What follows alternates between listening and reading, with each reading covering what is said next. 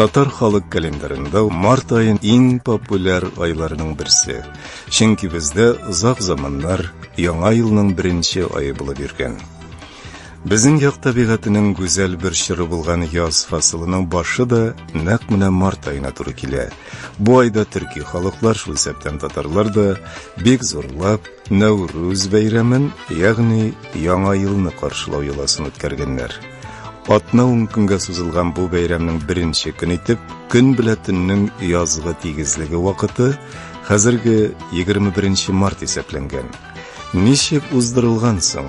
Заманында тыелып, инде онытыла язган ата-бабаларыбызның бу милли бәйрәме. Моны белү өчен әйдәгез Нәүрүз Мүбәрәкбат дигән радиокомпозиция тыңлап үтик. 2000 еллар башында әзерләнгән бу тапшыруыбызны сез автор, халык авыз иҗатын җыючы Галим Рәшидия Гафар һәм радиобыз режиссеры Әлфия Гыйлаҗи башкаруында ишетәрсез. Җир өстенә ямьле яз килә. Гөрләвекләр шилтерәп ага. Баш өстендә язгы кояш килә. Бар дөнья илаһи нурга күмелә. Менә шундый дөньяның язга авышкан, яңарган чагында халкыбыз олы бер бәйрәмне каршылый. Ул яз бәйрәме, Нәүрүз. Бәйрәмнәр котлы, мүбәрәк булсын, кадерле дуслар.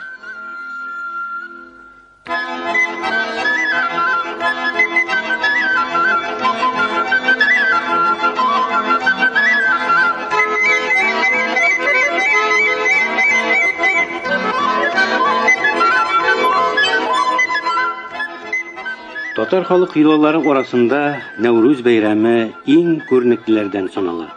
Ул төрки һәм көнчыгыш халыкларында яңа елны каршылау бәйрәме буларак борын-борыннан уздырыла килгән. Һәм күп кенә җирләрдә, әйтик фарсларда, гарәпләрдә, Төркия, Азәрбайҗан, Үзбәкстан, Төркмәнстан, Казакъстан кебек илләрдә рәсмиләштерелгән дәүләт күләм бәйрәм сыйфатында уздырыла. Татарларда исә бу бәйрәм Совет чорында онытыла язып калган иде. Соңгы елларда этнограф һәм фольклорчыларның тырышлыгы белән ул бәйрәм турында халыктан байтак кына мәгълүмат тупланды. Шулар нигезендә мәдәни учреждениеләребез аны милли йола бәйрәме буларак кабат тормыш көнкүрешкә кайтару буенча нәтиҗәле эшләп киләләр. Хәзер инде күп кенә җирдә, шәһәр һәм авылларда, шул исәптән кайбер мәктәпләрдә дә традицион бәйрәм буларак үткәрелә башлады. Нәүрүз бәйрәме турындагы материаллар татарлар яши торган байтак төбәкләрдә табыла тора. Әйтик, Казан дәүләт педагогия университеты студентлары белән уздырылган фольклор экспедициясе вакытында без аны тау ягы авылларында да байтак язып алган идек. Этнограф Рәүфә Уразманова хезмәтләреннән күренгәнчә, ул Мишәл татарларында да киң таралган йола бәйрәме булган. Фольклорчы Ариф Мөхәммәтҗанов җыйган материаллар буенча бу йола Башкортстанның ык буе татарларында да бик популяр булган. Телче галимебез Флюра Баязитова да бу бәйрәм турында кызыклы материаллар туплады. Нәүрүз борынгыдан килгән язгы бәйрәм. Ул бәйрәм яз килү, язгы кыр эшләренең башлануы белән бәйле. Шуңа күрә Нәүрүзне күбрәк көньяк халыклары бәйрәм итү очраклы хәл түгел. Чөнки ул якларда ел килешләре буенча язгы кыр эшләре нәкъ менә шул вакытта март ахырларында башланып китә бит. Нәүрүзне кайсы халык ничек итеп бәйрәм итә соң? Иранда һәм Урта Азиядә яшәүче халыклар бу бәйрәмне аш-су белән, күтәренке күңел, котлау, тәбрикләү сүзләре белән каршы алганнар. Бәйрәмгә дип алдан ук төрле азыклар, йола ашамлыклары әзерләнгән. Өстәлгә гадәттә 7 төрле ашамлык куела торган булган. Нәүрүз көненә дип һәр төрле бөртекле ашлыкларны аерым савытларда уҗымлатып, ем-яшел бисәкләр белән бисәп һәм яңарыш символы итеп өстәлгә куйганнар. Шуларның тишелешенә, куелыгына яки сирәклегенә карап, киләсе елның уңышын юраганнар. Ләкин Нәүрүз ул гел игенчелек бәйрәме генә түгел, ул гомумән табигатьнең яңару чоры бәйрәме. Мәсәлән, аны Казакъстанда яшәүче төрки халыклар да бәйрәм иткән, һәм ул игенчеләрнең дә, терлек асраучылык белән шөгыльләнүчеләрнең дә уртак бәйрәме булып санала. Казакларның халык календарында Нәүрүз 21 мартта дип исәпләнсә дә, аны ел килешенә карап, көннәрен үзгәртеп тә бәйрәм иткәннәр. Көньяк казакларда, мәсәлән, Нәүрүз тургае килүне көтеп алганнар. Казаклар Нәүрүзне Улысының олы көне дип атаганнар. Кырга чыгып, казан асып, 7 төрле бәрәкәтле ашлыктан һәм ит, сөт белән Нәүрүз ашлары пешереп, аны һәркемгә авыз иттергәннәр. Бер-берсенә изге теләкләр әйткәннәр. Улыс көнне казан тулса, ул елны ак, ягъни сөт мул булыр. Олы кешедән бата, ягъни фатиха алсаң, шунда уңышлы ел булыр дигәннәр. Безнең борынгы бабаларыбызның Төньяк Кавказ белән тарихи бәйләнешләре булуын истә тотып, шул якта яшәүче халыклар, кумаклар, карачай-балкарларның Нәүрүз бәйрәмен ничек үткәрүләре турында мәгълүматларга берникадәр күз салып китик. Кумаклар Дагыстанда яшәүче төркиләр, теле ягыннан татарларга бик якын кардәш халыклар. Биредә Нәүрүз бәйрәме көнне яшьләр идән игә кереп Нәүрүз белән котлап йөриләр. Түбәндә шушы еланы үтәгәндә бәйрәм көнне әйтелә торган сүзләрне китерәбез. Алар татар теленең авазларына фонетикасына җайлаштырып тәкъдим ителә. Бу иләр ару иләр, эчендә алтын шиләр. Әссәламу галәйкем. Таң, ягъни алдагы көн яхшы булсын, хуҗалар. Нәүрүз көне мөбарәк. Аргы иде ын или, бирге иде тыз или, безгә күкәй бирмәсәң, сине шайтан түбәли. Таң яхшы булсын, хуҗалар.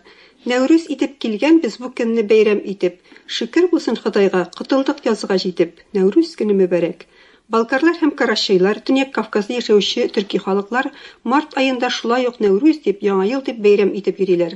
Бәйрәм көнне алдан ук һәр төрле йола ашлары, йомырка, калач, бүрәк. Бүрәк үзе төрки сүз бирәк дигән сүздән үзгәртелгән, ягъни бирәк, бир формасындагы камыр ашы рус теленә пирог булып килеп кергән. Буза, сыр һәм башка ашамлыклар әзерләнеп куела. Өстәл өстендә бигрәк тә төрле камыр ашлары, икмәкләрнең күп булуына игътибар итәләр. Дагыстан халыклары шу Нәүрүз көннәрендә язгы кыр эшләрен башлап җибәрәләр икән. Сабан туй ясап, беренче буразнага сука чыгуны бәйрәм итәләр. Иген уңышы мул булсын, ел килешләре әйбәт булсын дигән теләкләр белән һәр төрле ырымнар үтәлә. Сабанга чыгучы кеше беренче мәртәбә буразнага аяк басканда тунын әйләндереп кияргә тиеш икән. Игеннәр дә шулай куе булып үссен. Сукашыны һәм үгезләрне су белән кыендыралар, корылык булмасын. Үгезләрнең мөгезенә бөтен түгәрәк икмәк элеп куялар, кыяшлы уңышлы еллар булсын. Сабанга чыгарга вакыт җиткәнлеген белдереп, биек урыннарда зур итеп учаклар ягыла, аның уты бер авылдан икенчесенә күренеп торырлык булсын. Сукага беренче мәртәбә чыгу алдыннан бөтен җирдә дә ат чабышлары үткәрелә. Аннан соң яшьләрне, балаларны йөгерештерәләр, көрәштерәләр, шуннан соң гына кырны сукалый башлыйлар икән. Йөгерешкәндә ат чабышларында җиңгән кешеләргә бөтен түгәрәк икмәк бирәләр, атларга яулыклар эләләр. Татар халкының үзенчәлекле этнографик төркемнәреннән саналган Сибир, Әстерхан татарлары Нәүрүз бәйрәме үткәрелә торган көннәрне әмәл, әмил дип атыйлар. Әмәл фарсы теленнән кергән сүз хәмәл, март ае дигән сүз. Шул ук вакытта Нәүрүз сүзен дә беләләр. Әстерхан татарлары әмил бәйрәме көнне кырга чыгып, сөтле боткалар пешереп теләкләр әйтәләр. Башка авыллардагы туганнарын кунакка чакыралар. Нәүрүз җитә, яз килә, үрдәк белән каз килә дигән сүзләр дә олылардан калган. Сибир татарлары әмил бәйрәме көнне атлар җыеп урамнардан әйләнәләр, ишек алларына кереп тукаш, ягъни тук аш, вак күмәчләр, бал икмәк, ягъни баллы икмәк, прәнникләр сибеп балаларны шатландырып йөриләр һәм әлбәттә инде Нәүрүз теләкләрен әйтәләр. Менә аларның берничәсе.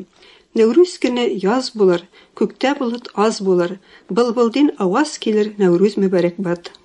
Авадашкан каз булыр, күктә болыт аз булыр, берне бирсәң аз булыр, икенче бирсәң шай булыр. Нәүрүзем тәмам булды, тыңлаганга аш булды, күктә болыт аз булды, авадашкан каз булды. Нәүрүз мөбарәк бат.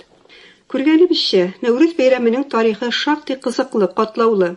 Безнең борынгы бабаларыбыз әле ислам динен кабул иткәнче ай-кояш календары белән яшәгән. Кояш календары буенча яңа елның беренче көне 21 мартка туры килә. Март аенда Нәүрүз дип, яңа ел дип бәйрәм итүне безнең борынгы бабаларыбыз белгән булса да, ул бәйрәм татар халкында онытыла төшкән. Чөнки язгы бәйрәм буларак Сабан туе нәкъ менә игенчеләрнең, авыл халкының көтеп алынган бәйрәменә әйләнгән. Әмма Нәүрүз безнең халкыбызның ерак тарихлар белән, башка халыклар белән уртак бәйрәме. Нәүрүз әле яз хәбәрчесе, җир сулышы, икенчене кышкы йокысыннан уята, сабан сукаларны, чәчү орлыкларын барларга вакыт җиткәнлеген искә төшерә. Әле күңелле итеп җырлап биеп, күңел ачып алырга да вакыт бар.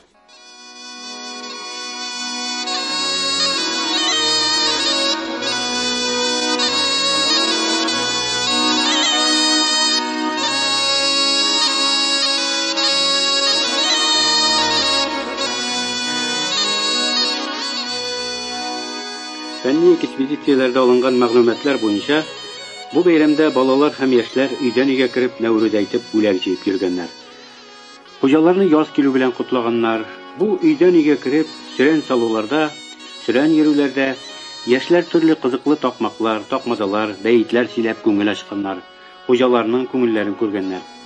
Кагыйдә буларак, Нәүрүзләр балалар, мәдрәсә шәкертләре тарафыннан яттан сөйләнгәннәр.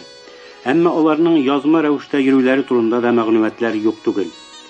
Әйтик, хәзер фольклорчыларга киң билгеле булган Нәүрүз бәйтләре үз вакытында кулъязмадан алып бастырылган иде. Шундый кулъязма Нәүрүзләр халык арасында хәзердә табыла тора. Аларның кайберләре тотып укырга уңайлы булсын өчен ике яктан таякка беркетеп куела торган булган. Мәсәлән, соңгы елларда шундый кызыклы Нәүрүз тексты этнограф Рәмзия Мөхәммәдова тарафыннан табылган иде. Нәүрүз бәйрәменең гасыр башында бик популяр булуы турында без бөек рәссамыбыз Бакый Урманчы авызыннан да ишеткән идек. Ул үзенең хатыны, күренекле фольклорчы Флора ханым Әхмәтовага Нәүрүз әйтүнең көйләрендә өйрәтеп калдырган иде. Хәзер бу турындагы истәлекләрне аның авызыннан да ишетербез. Моннан бик күп еллар элек инде без Себердә шулай фольклор җыеп йөргәндә 1972 ел иде.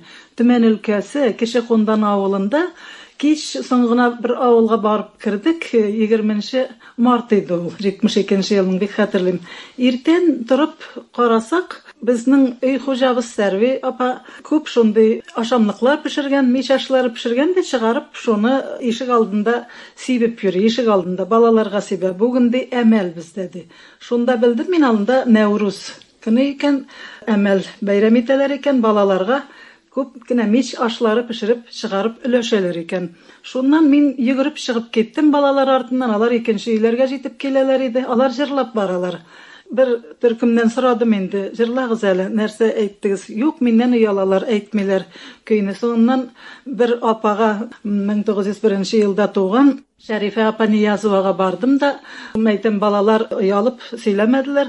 Нәрсә иде, нинди көй, белмисезме сез дип сораган идем. Әмәл көйен ул миңа җырлап бирде. Мин аны отып алдым. Сүзләрен дә хәтерлим. Кайткач инде Бакый абыйга шуны җырлап күрсәткән идем. Ул әйтә, мәрхүм, бу бит без яшь вакытта, шәкерт вакытында җырлап йөргән Нәүрүз бәйтләре бит инде ди.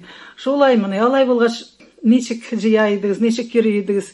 Хәзер үк язып куябыз дип мин магнитофон куйдым да Бакыяга шул көйгә берничә Нәүрүз бәйтен әйтеп бирде инде. Без Нәүрүз бәйтен моңа хәтле Марҗани хәзрәтләре китабында Мустафа Тәләхбәрдә генә басылган дип белә идек. Бакыя бөтенләй онытып торган, менә исенә төшергәч кенә ул көе белән дә сөйләп көйләп бирде бу Нәүрүз бәйтләрен. Һәм ничек итеп Нәүрүз көннәрендә алар бүләкләр җыеп йөргәннәрен сөйләде. Берничә шәкерт шулай җыелалар икән дә, язын кар бар вакытта әле бер чанага җыелып өйдән өйгә йөриләр икән дә, шундый җырлар, көйләрен әйтәләр икән Нәүрүз бәйтләрен. Мәсәлән, Иш бабай, мич башыннан төш бабай, 5 тин акча суз бабай, Нәүрүз мөбарәкбат дип әйтә торган иде. Без инде аннан Йола җырлары китабыннан менә шундый Нәүрүз мөбарәкбат такмакларын шушындый көйгә җырлый торган булдык. Без институтта да җырлый идек аны, балаларга өйрәтә идек. Аннан соң шул көй белән мин Баулыда җырлаганнарын ишеттем. Балаларның, әгәр дә шул бездән өйрәнгән көй булмаса, ул бик кызыклы булыр иде. Чөнки Себердә өйрәнелгән көй, Казанда шулай ук Бакыягадан ишеттек. Һәм әгәр Баулыда да шул көй булса, ул бик кызыклы була. Менә ул көй булай. Казанга бармак кирәк, балыкка кармак кирәк, шәкерткә акча кирәк, Нәүрүз мөбарәкбат, шаһадибат, Нәүрүз мөбарәкбат. Нәүрүз хакы 5 алтын, бирсәң ярар 2 алтын, карама ялтын, Нәүрүз мөбарәкбат, шаһадибат, Нәүрүз мөбарәкбат. Булмый булса акчагыз, йөзегез кызартмагыз, ни булса да бирегез, Нәүрүз мөбарәкбат, шаһадибат, Нәүрүз мөбарәкбат. Безнең сүзләр шул сезгә, ни булса да бир безгә, юкса үпкә зур сезгә, Нәүрүз Нәүрүз мөбарәк бат, шаһадибат, шаһадибат, Нәүрүз мөбарәк.